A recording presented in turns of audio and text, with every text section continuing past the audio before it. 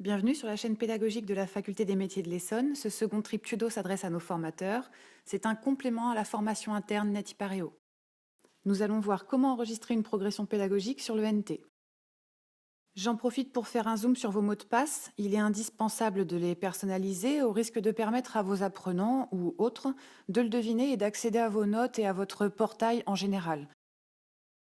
On revient donc à l'authentification et à la page d'accueil de votre portail iPareo. Aujourd'hui, c'est l'onglet pédagogique qu'on va surtout parcourir, mais d'abord, je vous propose de voir comment iPareo organise votre temps de formation. À partir des sections et des matières qui vous sont attribuées, il va être possible de construire des séquences.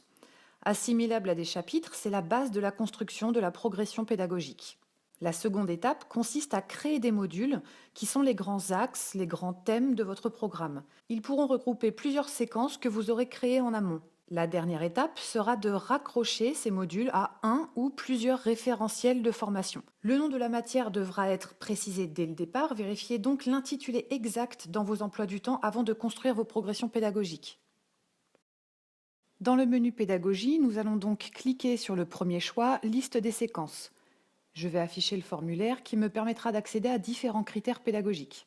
Tout d'abord, le type des séquences, qui devra toujours être positionné sur le mode transversal. Ensuite, sur le curseur formation, je vais choisir le référentiel sur lequel je veux travailler. Puis, dans les matières, je vais rechercher celle pour laquelle je veux construire ma progression. L'intitulé exact de la matière devra être rigoureusement identifié. En effet, dans vos emplois du temps, vous pouvez parfois être en binôme. L'intitulé de la matière n'étant pas le même qu'en temps de formation mono, matière, iPareo comprendra qu'il y en a deux. Je vais donc rechercher les séquences qui existent avec les filtres que j'ai choisis. Si aucune ne remonte, je clique sur Saisir une nouvelle séquence. Le nom de la matière est inscrit par iPareo. Je peux commencer la construction de ma séquence en enregistrant son intitulé, puis en indiquant mes initiales dans le champ abrégé. Enfin, je valide ma saisie. Mon plan de séquence s'affiche et c'est en double-cliquant sur le premier titre que je vais pouvoir en créer le contenu détaillé.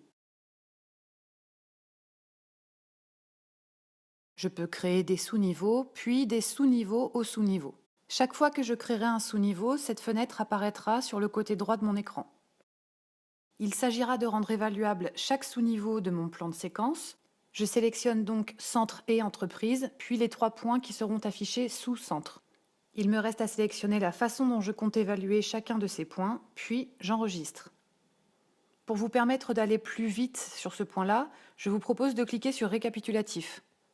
Vous aurez ainsi le panorama de votre plan de séquence. Il vous restera à cocher sur les mêmes cases, Centre, Entreprise, Évaluation, Apprenant, Entreprise et Formateur.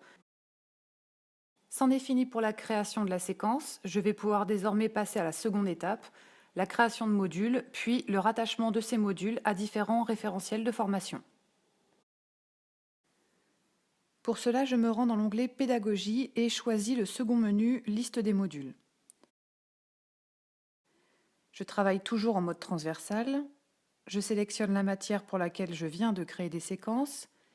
Enfin, je choisis un référentiel de formation pour vérifier qu'aucun module n'existe déjà.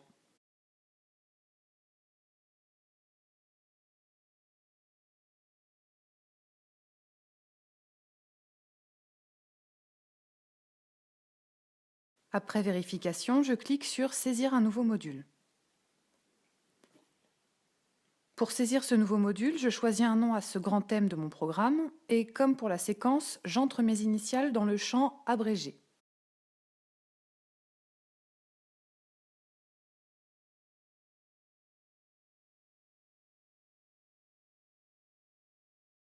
Après avoir validé ma saisie, 2 fenêtres s'affichent, les séquences disponibles dans les matières et les séquences que je vais basculer dans mon nouveau module. Je vais donc positionner le curseur de la matière à partir de laquelle j'ai conçu mes séquences. Je retrouve la séquence que je viens de créer et après l'avoir sélectionnée, je bascule ma sélection dans la fenêtre de droite. Et voilà ma séquence rattachée à mon nouveau module. Je n'ai plus qu'à affecter des formations à mon module. Ici, je n'en coche qu'une, mais vous pouvez cocher plusieurs référentiels.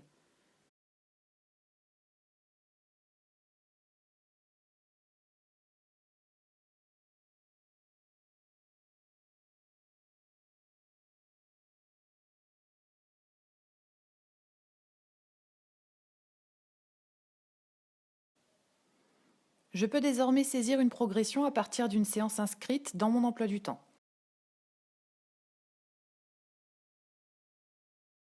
En cliquant sur le raccourci Saisie progression, j'accède au cahier de texte de ma matière sur cette section.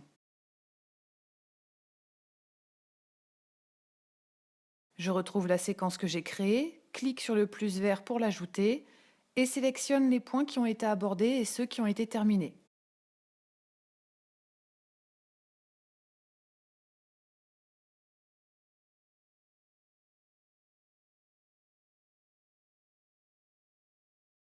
En revenant sur mon emploi du temps, je clique sur la séance et par cette icône, je consulte le livret numérique. Ce même livret numérique sera consultable également par le MA et par le jeune. Le livret numérique est le principal outil de suivi d'un programme de formation. Je vais vous présenter un autre impact de votre saisie de progression, autant visible par vous que par le MA que par l'apprenant. C'est le récapitulatif progression. Après avoir identifié le groupe duquel vous souhaitez visionner le programme effectué, vous validez votre recherche. Je vous conseille de cliquer sur les 4 premières cases en haut à droite de votre fenêtre afin d'avoir le plus de détails possible sur le parcours de formation. Comme vous le voyez, je retrouve ma matière avec un pourcentage d'atteinte des compétences ciblées que Ipareo a calculées selon les points que j'ai abordés et ou terminés. Pour consulter le détail de ce qui a été vu, cliquez sur la loupe qui vous renverra aux dates auxquelles ce programme a été effectué. Ce triptycho est désormais fini. Maintenant, pour tous ceux qui sont à l'aise avec Excel et qui souhaiteraient comment constituer un fichier CSV de toutes les progressions pédagogiques, je vous invite à rester un petit peu avec nous.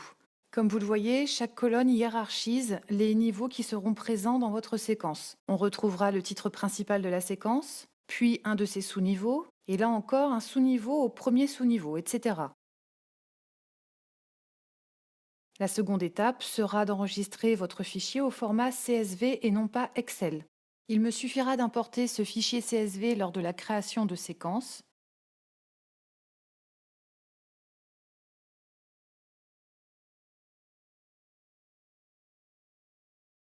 Et bien sûr, on ira dans Récapitulatif pour indiquer les modes d'évaluation de chacun des sous-niveaux et bien évidemment cocher Centre, Entreprise, Évaluation apprenant, Entreprise et Formateur.